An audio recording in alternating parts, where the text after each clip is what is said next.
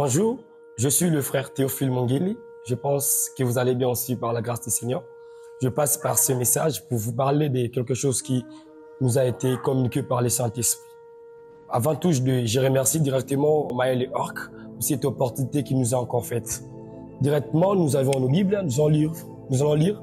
Nous sommes dans le livre des Galates 5, 16 à 17. Et bien déclare, je dis donc, marchez selon l'esprit et vous n'accomplirez pas les désirs de la chair. Car la chair a des désirs contraires à ceux de l'esprit. Et l'esprit a des contraires à ceux de la chair. Ils sont opposés entre eux, afin que vous ne fassiez point ce qu'ils vous voudraient. Vous savez, étant un homme de Dieu, étant un chrétien, tu es censé vivre selon l'esprit. Parce que quand on reçoit Jésus-Christ comme Seigneur et Sauveur, nous devenons enfants de Dieu. Automatiquement, un enfant de Dieu ne marche pas comme toute personne. Automatiquement, un enfant de Dieu ne fait pas des choses comme toute personne. Voilà pourquoi ces versets nous parlent plus de l'identité de l'homme chrétien et l'homme qui était dans le passé. Mais dans le livre des 2 Corinthiens 5, 17, si quelqu'un est en Christ, il devient une nouvelle créature, d'où les choses anciennes sont passées, voici toutes choses sont devenues nouvelles. Pour devenir une nouvelle personne, tu dois recevoir Jésus-Christ comme Seigneur et Sauveur dans ta vie. Tu dois marcher selon l'Esprit. Et pour marcher selon l'Esprit, tu dois comme ça vivre comme le Seigneur. Et vivre comme le Seigneur, ça te demande beaucoup de choses. Et dans ce beaucoup de choses, j'aimerais vous parler du ticket d'une chose. Marcher selon l'Esprit, c'est marcher selon la parole de Dieu. Marcher selon l'esprit, c'est marcher selon le principe divin. Tu ne peux jamais être appelé un homme de Dieu, un chrétien, un enfant de Dieu. Si au préalable dans ta marche chrétienne, tu ne marches pas selon l'esprit. Et marcher selon l'esprit, c'est accomplir tout ce que l'esprit te donnera de faire. J'aimerais même dire à une personne, toi qui as reçu Seigneur Jésus-Christ comme Seigneur et Sauveur, jusqu'à présent tu marches toujours selon la chair. Jusqu'à présent, ta vie est toujours condamnée quelque part.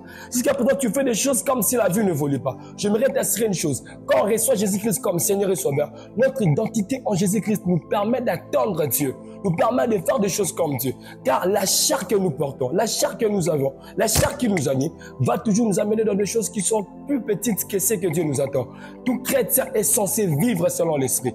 Et vivre selon l'esprit, c'est marcher selon la principe divine. Et la principe divine, ça te permettra d'attendre le paroxysme de ce que les hommes ne pourraient jamais attendre. Car celui qui marche selon l'esprit n'accomplit pas les choses physiques. Et la plupart des fois, dans cette génération que nous sommes, beaucoup de chrétiens ne marchent pas selon l'esprit. Beaucoup de chrétiens marchent selon la chair. Et c'est ce qui fait que c'est ce qui cause même beaucoup de péchés. Vous serez d'accord avec moi, beaucoup de personnes qui vivent dans le péché. C'est pas parce qu'ils ont désiré, non, parce qu'ils n'ont pas réellement l'esprit en eux. Je vais même te dire, tu peux être chrétien. Tu peux recevoir Jésus-Christ comme Seigneur et Sauveur, mais tu n'as pas le Saint-Esprit en toi. Tu n'as pas l'Esprit de Dieu en toi. Voilà pourquoi il faudra au moins, dans la marche chrétienne, que tu puisses être activé par le Saint-Esprit de Dieu.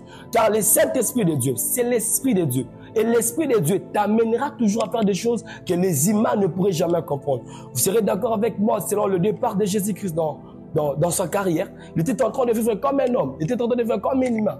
Vous allez voir même dans 12 ans, il peut faire des choses qui pourraient étonner les gens. C'est en la sagesse humaine. Mais quand il a reçu les baptêmes, quand il a reçu le Dieu, quand il a été baptisé, il pourrait faire des choses au-delà de ce que les humains ne pourraient jamais faire.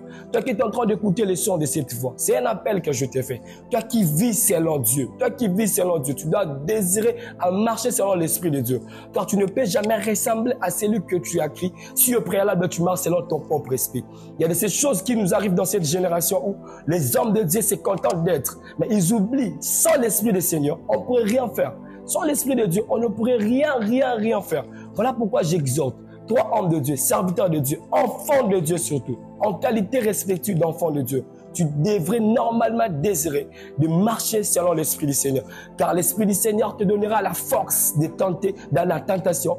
L'Esprit du Seigneur te donnera la force de marcher selon la force spirituelle. L'Esprit du Seigneur te donnera la force d'opérer dans le miracle. Toi qui désires le miracle, toi qui désires la gloire de Dieu, accepte de marcher selon l'Esprit. Et j'aimerais un peu aller plus vite pour parler d'une personne qui est en train de m'écouter en scellé. Tu es en train d'écouter ces sons. Les sons ici viennent juste pour te dire, toi qui n'as jamais reçu Jésus-Christ comme Seigneur et Sauveur, mon cher ami, mon ami, j'aimerais encore t'inciter. Le Dieu que tu es en train de faire saboter aujourd'hui, c'est ce Dieu a besoin de toi. Ne regarde pas tes péchés, mon ami. Autrefois, nous autres, on a été maltraités. Autrefois, on a été dans le péché. Mais quand on a attendu cet appel, quand on a attendu que Dieu était en train de nous parler, aujourd'hui, nous pourrions venir au-devant de toi pour te parler de ces dieux. Car le monde ne te donnera rien. Le péché ne te donnera rien. Ce Dieu qui est en train de t'appeler aujourd'hui, au travers de cette vidéo, a besoin que tu puisses s'approcher au-devant de lui. Car lorsque tu t'approcheras au-devant de ce Dieu, il changera ta vie. J'aimerais prier pour une personne ce matin. Toi qui n'as jamais reçu Jésus-Christ. Je prie que le Saint-Esprit t'accorde la force de le recevoir au nom de Jésus. Je prie, toi qui es en train d'écouter ces sons. Je prie que le Saint-Esprit t'accorde la force de marcher selon l'Esprit du Seigneur. Car au-delà de tout ce qui est nos capacités, le Saint-Esprit a besoin que nous puissions marcher avec lui. Que Dieu bénisse.